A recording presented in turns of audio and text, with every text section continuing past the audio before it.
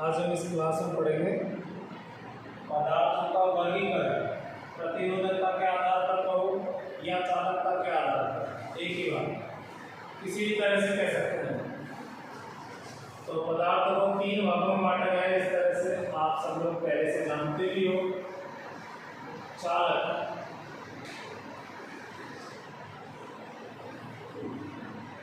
Conductors,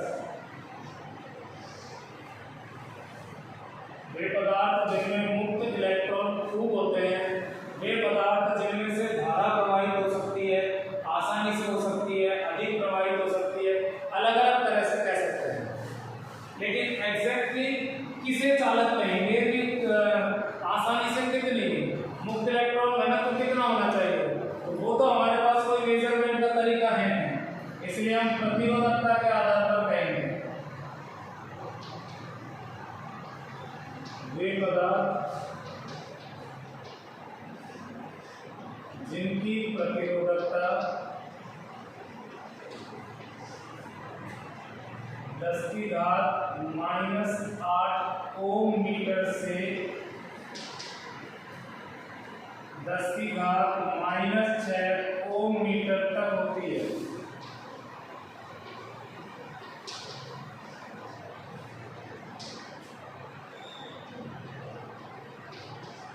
उन्हें चालक कहते हैं।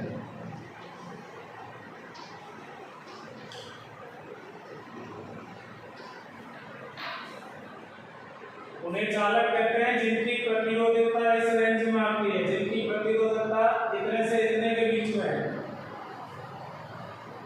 जैसे इसके साथ ये लिखा हुआ हो सकता है 2×10⁻⁸। कोई अलग धातु है तो 3×10⁻⁸, -7 या -6। इसमें अधिकांश धातुएं आ जाती हैं, अधिकांश मिश्र धातुएं भी आ जाती हैं, कुछ ज्यादातर। तो जैसे सिल्वर सबसे बेस्ट चालक है, इसकी प्रतिरोधकता अब तक सबसे कम पाई गई है। इसके बाद में कॉपर, इसके बाद एल्युमिनियम। सारे नहीं जानने हैं आपको, बेस्ट दो तो याद रखने ही है। सबसे बेस्ट सिल्वर। सेकंड नंबर पर है अर्धचालक।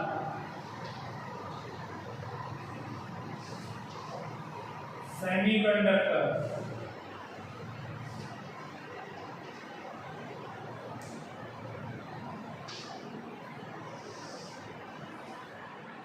अर्धचालक की चालकता कम होती है तो प्रतिरोधकता ज्यादा होगी।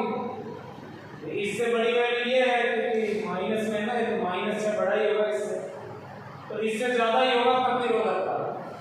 तो इसके अंतर्गत जो वैल्यू आती है वो 10⁻⁻5 से स्टार्ट होगी और 10⁻⁻4, -3, -2, -1, 0, +1, 10⁻+2, 10⁻+3 और 10⁻+4 तक इसी में आते हैं।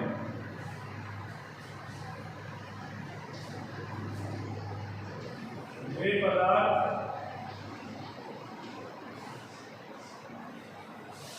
जिनकी प्रतिरोधकता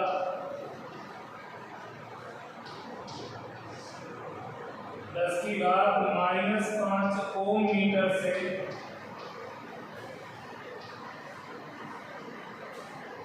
10⁻+4 ओम मीटर तक होती है।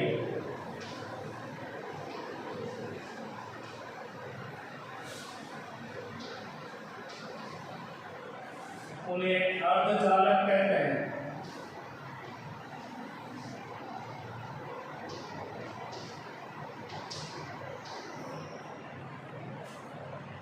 उन्हें अर्धचालक कहते हैं जिनकी प्रतिरोधकता इस परिसर में आएगी, इस रेंज में आएगी, इस क्लास में आएगी। 10⁻⁻5 आ जाए या -4 आ जाए या 0 है जिसकी प्रतिरोधकता, वो भी अर्धचालक है।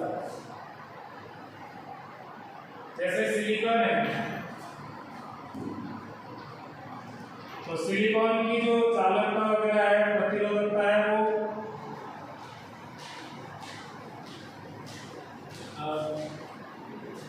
जर्मेनियम है, गैलियम आर्सेनाइड है, ये सब अर्धचालक है, तो इनकी प्रतिरोधकता इस रेंज में होगी, इनके बीच में होगी।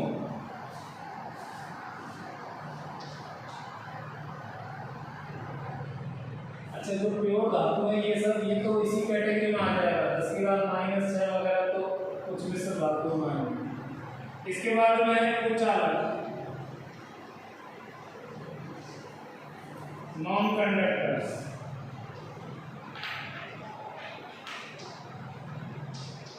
विद्युत रोधी भी कह सकते हो, इंसुलेटर्स भी कह सकते हो, एक ही बात। अब इससे ज्यादा जो होते हैं प्रतिरोधकता, जिससे ज्यादा, वो इस कैटेगरी में आते हैं।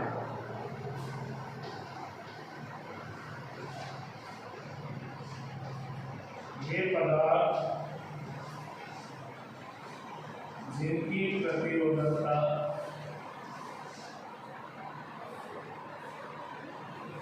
10⁵ ओम मीटर से अधिक है। अब हालांकि अधिक की बात करें तो 10⁻12-14 तक जनरली पाए जाते हैं, और ज्यादा ले लो 10⁻14 ओम मीटर या इससे भी अधिक है।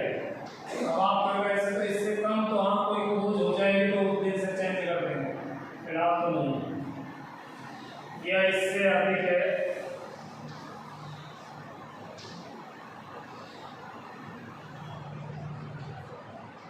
उन्हें कुचालक कहते हैं।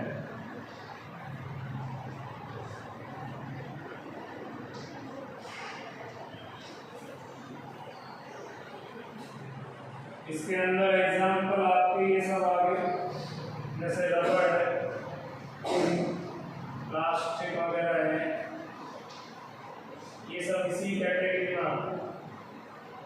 कुचालक है, इनकी प्रतिरोधकता 10⁻4 ओम मीटर से ज्यादा होती है। तो चालक, कुचालक, अर्धचालक का वर्गीकरण हो गया प्रतिरोधकता के आधार। अगर मैं कहूँ चालक का लिख देता हूँ, तो चालक का प्रतिरोधकता का व्युत्क्रम होता है, तो यहाँ जितनी भी घात है ये प्लस हो जाएगी और प्लस वाली माइनस हो जाएगी, और ये मात्रक दोनों इनवर्स में आ जाएगा। लेकिन रहने दो, आपको तो इस तरह से ही ध्यान रखना है, इनफ है, एक तरीका याद रख लो तो दूसरा उसी से हो जाएगा। तो ये हो गई प्रतिरोधकता के आधार पर पदार्थ का वर्गीकरण। अब हम बात करते हैं ओमीय और अनोमीय पदार्थ।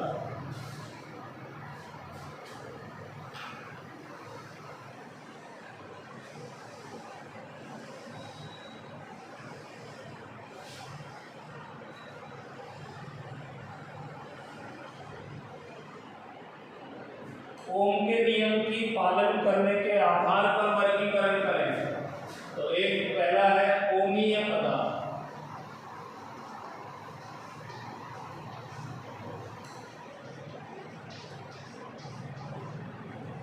ओमिक सब्सटेंस,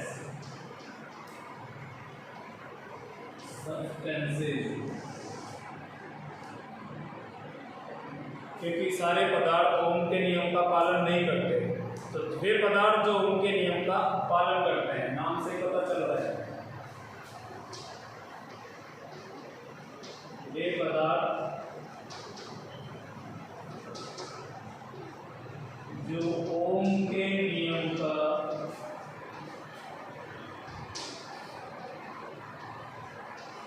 पालन करते हैं।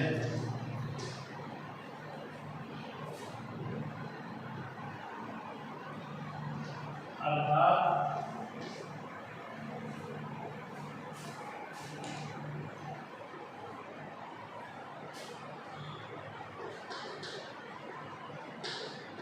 जिनके लिए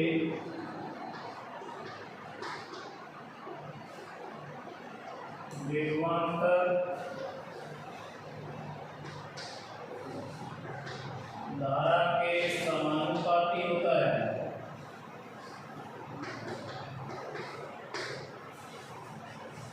वे पदार्थ जो ओम के नियम का पालन करते हैं, यानी कि जो ओम का नियम मतलब यही हुआ कि आई के समानुपाती होता है, तो उन्हें कहते हैं ओमीय पदार्थ।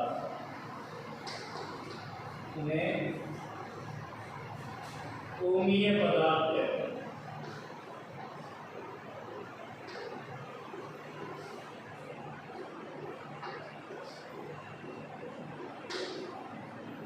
उन्हें ओमीय पदार्थ कहते जो ओम के नियम का पालन करेगा, यानी कि डी आई के समानुपाती होगा।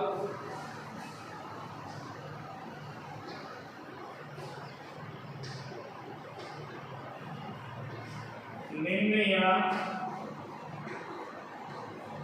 सामान्य ताप पर लगभग सभी धातुएं या अधिकांश धातुएं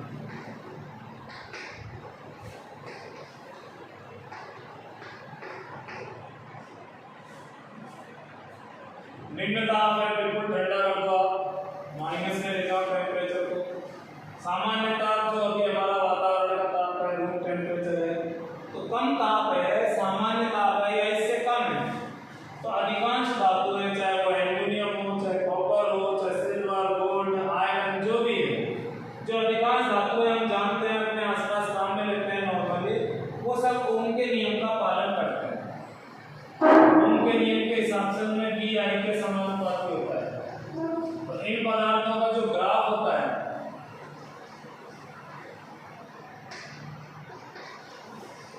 इन पदार्थों के लिए बी आई वक्र सरल रेखीय होता है, स्ट्रेट लाइन होता है।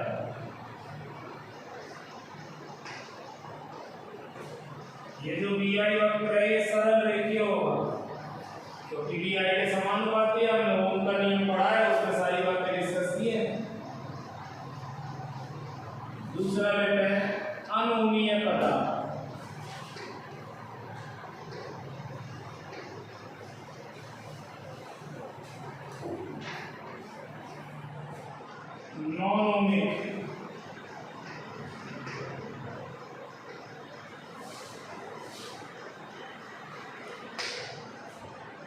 non-ohmic substances सीधा सा है, जो ओम के नियम का पालन नहीं करते।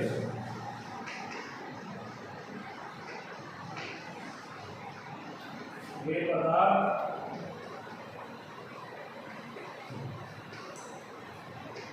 जो ओम के नियम का पालन नहीं करते।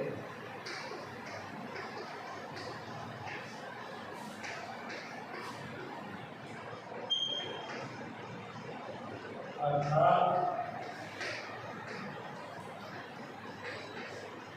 जिनका विभवांतर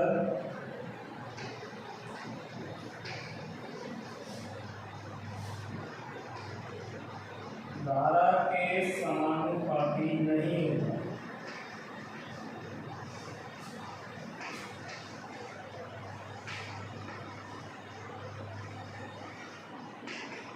उन्हें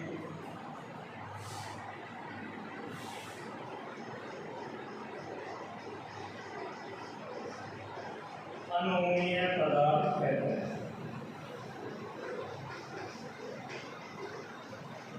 अनोमीय पदार्थ में बी आई के समानुपाती नहीं होता है।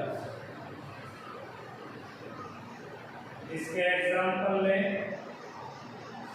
पहला तो ये लिख देते हैं, उच्च ताप पर धातुएं, लगभग सभी धातुएं होंगी इसमें। उच्च ताप पर जो धातु है उसमें ओम के नियम का पालन नहीं है। इसके बाद में अर्धचालक और कुचालक। अब आप करोगे कुचालक में तो धारा ही नहीं बहती है, हाँ तो ओम के नियम का पालन नहीं होगा। आप बी बढ़ाओ, हो सकता है करंट 0 ही रहे, तो ओम का नियम का पालन नहीं होगा और धारा नहीं बहती है। अर्धचालक भी इसी कैटेगरी में आता है, और चालक में वो आते हैं जिनका टेम्परेचर हाई है। विद्युत अपघट्य,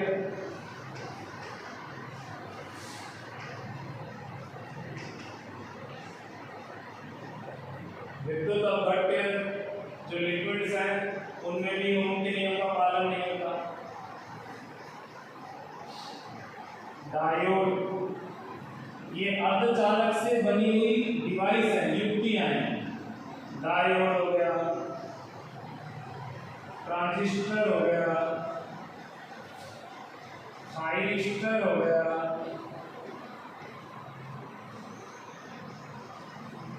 निर्वात नलियां हो गई,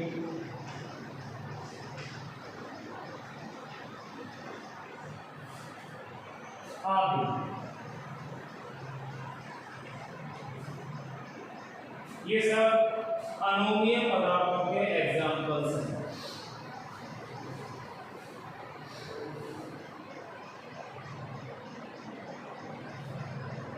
इन पदार्थों के लिए पीआई वक्र सरल रेखीय था, इसमें नहीं होता है।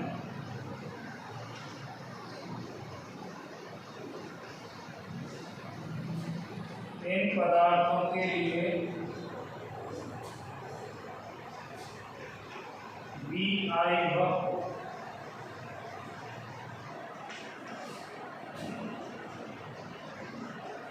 सरल रेखीय नहीं होता।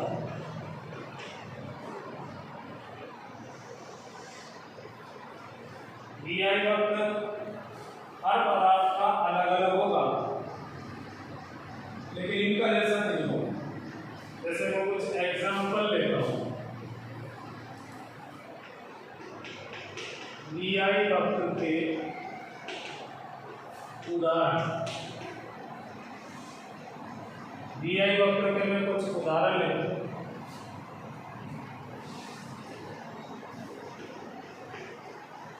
मान लीजिए हम उच्च ताप पर धातुओं के लिए ग्राफ लें, ये V, ये I, या इधर ले लो इधर भी ले लो, कोई फर्क नहीं।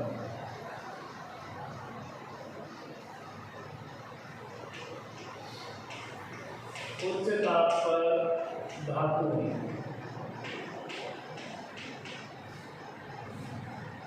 निम्न ताप पर तो ऐसे रहेगा, लेकिन क्या होता है जब वोल्टेज ज्यादा कर देते हैं तो करंट भी ज्यादा हो जाएगा।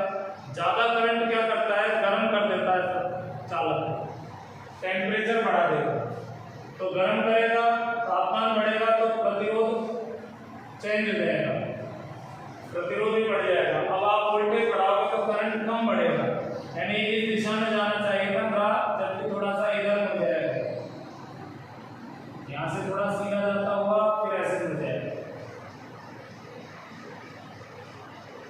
तो ये वाली जो लाइन है ये तो B समानुपाती I वाली लाइन है, लेकिन यहाँ समानुपाती नहीं लगेगा, थोड़ा सा मुड़ जाएगा। अगर मैंने यहाँ भी यहाँ I लिया होता तो ग्राफ इधर मुड़ जाता, इस साइड मुड़ जाता।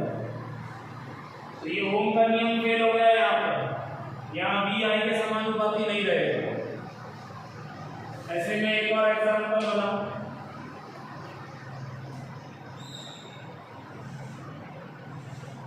डायोड के लिए, डायोड में वोल्टेज बढ़ाओगे तो करंट बढ़ेगा इस तरह से। चलो अभी एग्जाम्पल देखिए। ये हो गया डायोड के लिए, डायोड का पीआई वक्र ये इस तरह से आता है, शुरुआत से मुड़ा रहता है। क्यों रहता है तो और जब डायोड वाला चैप्टर पढ़ेंगे तब समझेंगे। फिलहाल डायोड के बारे में कुछ पता ही नहीं है, तो इसकी आंतरिक मैकेनिज्म पता ही नहीं है, तो मैं समझा ही नहीं सकता फिलहाल आपको कि ये कैसा है। पूरा टॉपिक है, काफी बड़ा टॉपिक है, एक दिन का टॉपिक नहीं है, तो इसको अभी बस उदाहरण में डाल के छोड़ रहा हूँ। ऐसे ही एक है गैलियम आर्सेनाइड। तो गैलियम आर्सेनाइड में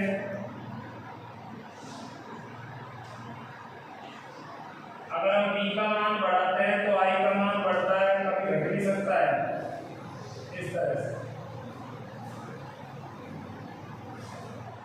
वैसे तो बहुत है इतने ग्राफ, लेकिन जैसे थायरिस्टर है, थायरिस्टर का ग्राफ बड़ा ऐसा अजीब सा आता है इस तरह से। मैंने तो समझी लोग थायरिस्टर आप स्कूल लेवल पर पढ़ते ही नहीं हो, क्या करोगे। तो ये कुछ इस तरह से ग्राफ हो सकते हैं, टेढ़े मेढ़े ट्रांजिस्टर का ग्राफ मुड़ जाता है। कुल मिला के सीधा नहीं आएगा ग्राफ,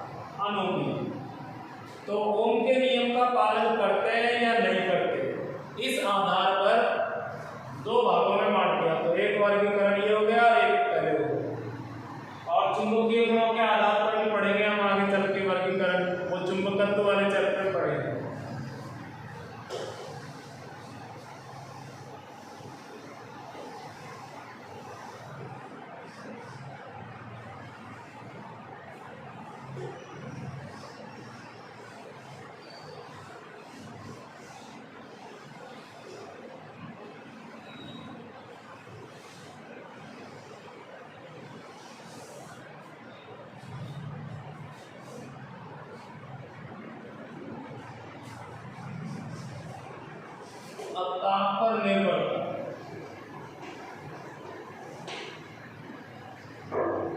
प्रतिरोधकता या चालकता जो भी कहें, कि ताप पर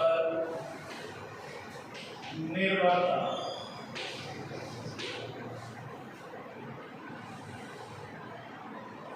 तो पहले मैं बात करूंगा चालक की।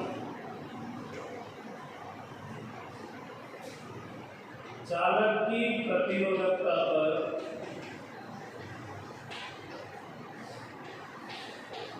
ताप का प्रभाव।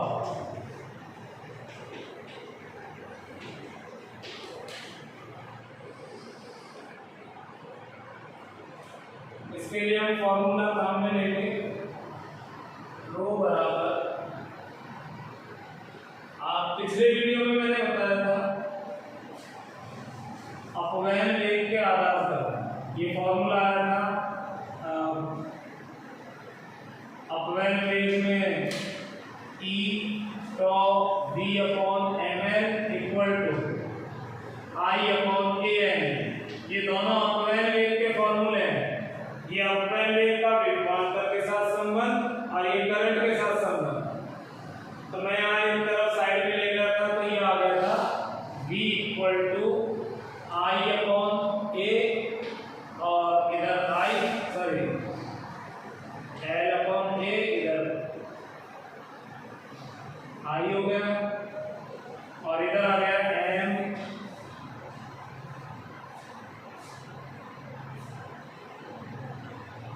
L इधर भी गया n e स्क्वायर टॉ, और इसको मैंने रो मान लिया।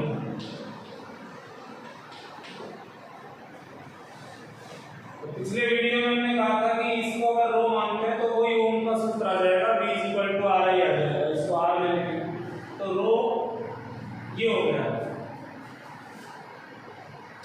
m upon n e square tau. अब यहाँ पर ये जो है m और e ये तो कांस्टेंट है।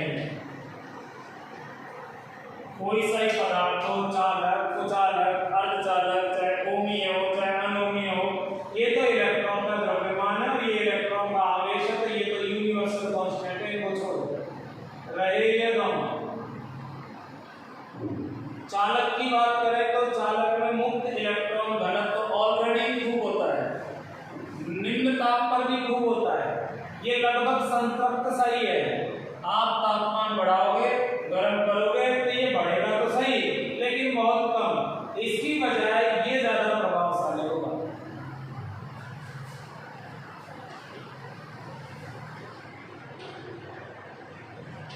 चालकों का ताप बढ़ाने पर,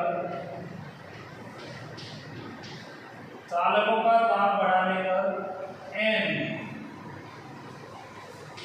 में वृद्धि बहुत कम होती है।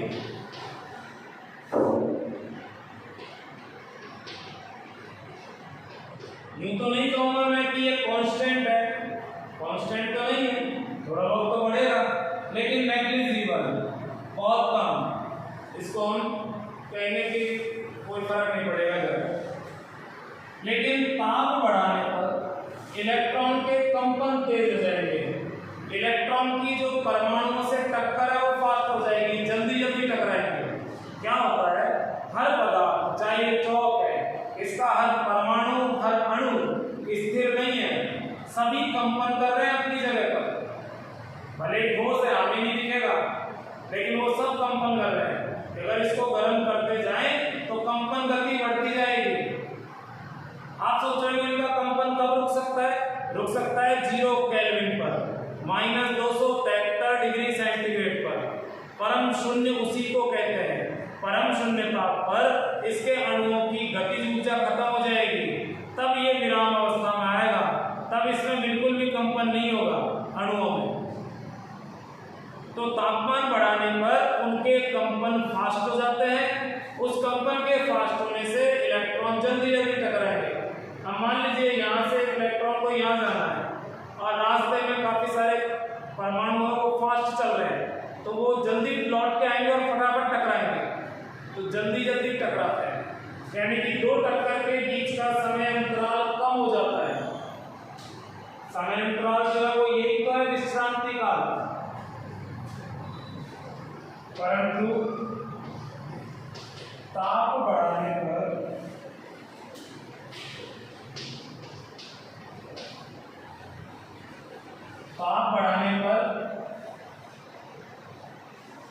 मुक्त इलेक्ट्रॉन के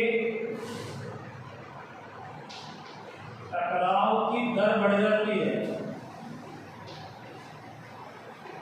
अब चाहे वो परमाणु से टकराए, चाहे आयन से टकराए, चाहे इलेक्ट्रॉन आपस में टकराए, टकराव की दर बढ़ जाती है, अर्थात विश्रांति काल कम हो जाता है।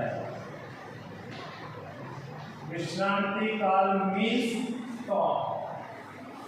कम हो जाता है।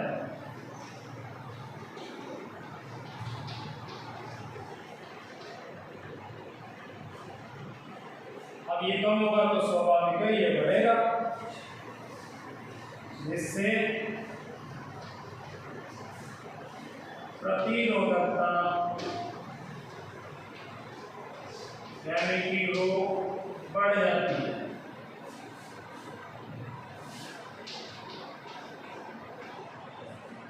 तो यहाँ महत्वपूर्ण निष्कर्ष निकला कि ताप बढ़ाने पर प्रतिरोधकता बढ़ जाती है। ताप बढ़ाने पर प्रतिरोधकता बढ़ जाती है।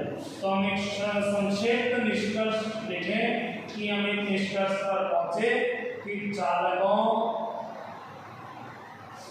की ऐसे स्टार्ट करें। ताप बढ़ाने पर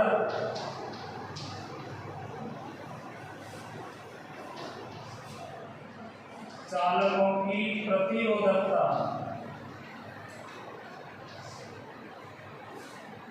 बढ़ जाती है।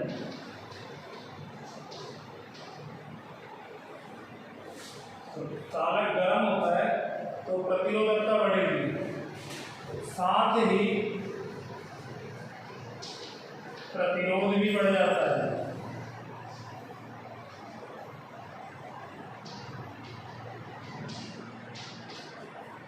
प्रतिरोधकता ही बढ़ती है, प्रतिरोध भी बढ़ता है, प्रतिरोध भी बढ़ जाता है और प्रतिरोधकता भी बढ़ जाती है। तो अगर आपसे क्वेश्चन में पूछा जाए चालक का ताप का क्या प्रभाव पड़ता है, तो आप डायरेक्ट लिखोगे ताप बढ़ाने पर चालक की प्रतिरोधकता बढ़ जाती है। अगर मैं आपसे क्वेश्चन करूं कि ताप बढ़ाने पर चालकता पर क्या प्रभाव पड़ेगा, तो प्रतिरोधकता बढ़ जाती है लेकिन चालकता घट जाती है। चालकता तो उल्टा है, हम इसका उल्टा लें। जब हम कह रहे हैं ताप बढ़ाने पर प्रतिरोधकता बढ़ेगी, तो फिर ताप घटाना शुरू करो। ताप घटाते जाओ, घटाते जाओ, घटाते जाओ और परम शून्य ताप पर पहुंच जाओ, तो प्रतिरोधकता भी घटकर शून्य हो जाती है। परम शून्य ताप पर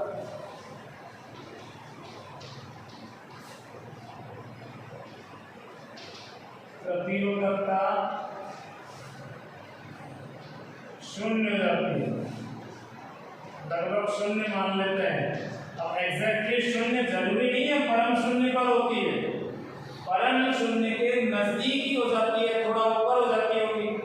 मान लो हो सकता है 4 केल्विन पर ही प्रतिरोधकता 0 हो गई, तो 4 पर 0 हो गई तो 3 पे 2 पे उनके तो 0 रहेगी प्रतिरोधकता माइनस में जाने से।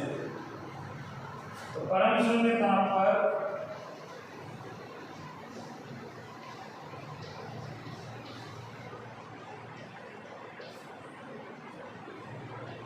चालकता इनफाइनाइट हो जाएगी।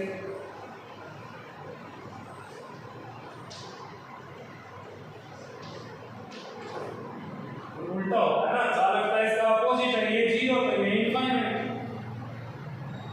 तो परम शून्य ताप पर चालकता अनंत हो जाती है, प्रतिरोधकता शून्य हो जाती है। जब प्रतिरोधकता 0 हो जाती है उसको हम बोलते हैं कि ये सुपर चालक बन गया, अति चालक बन गया, सुपर कंडक्टर। तो सुपर कंडक्टिविटी जो है वो फिजिक्स की एक छोटी सी ब्रांच है, वो अलग से है।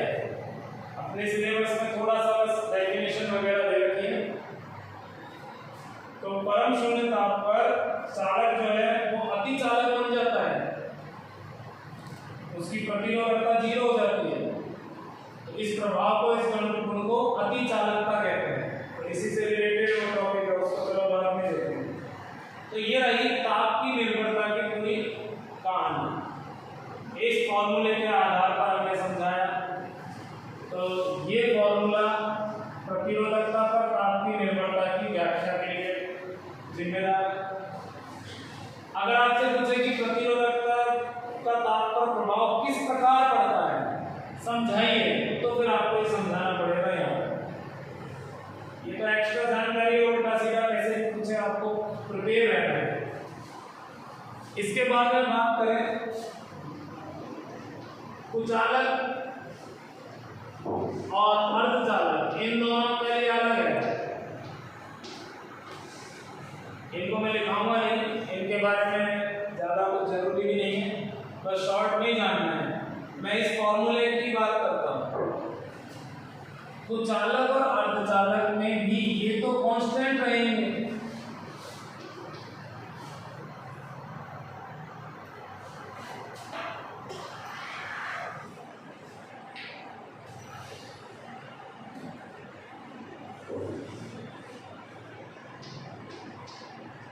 ये दोनों तो फिर कांस्टेंट है, एम और ई।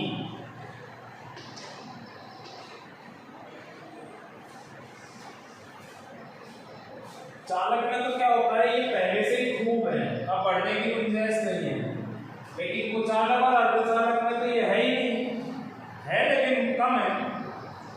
तो उसमें इसकी बजाय इसका प्रभाव पड़ेगा। माना कि ये घटता है, ये तो घटता है और ये बढ़ता है ताप बढ़ाने पर।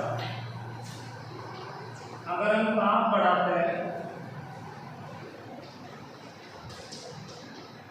तो दो चीजें होती हैं, टॉ तो बढ़ता है और एन बढ़ता है।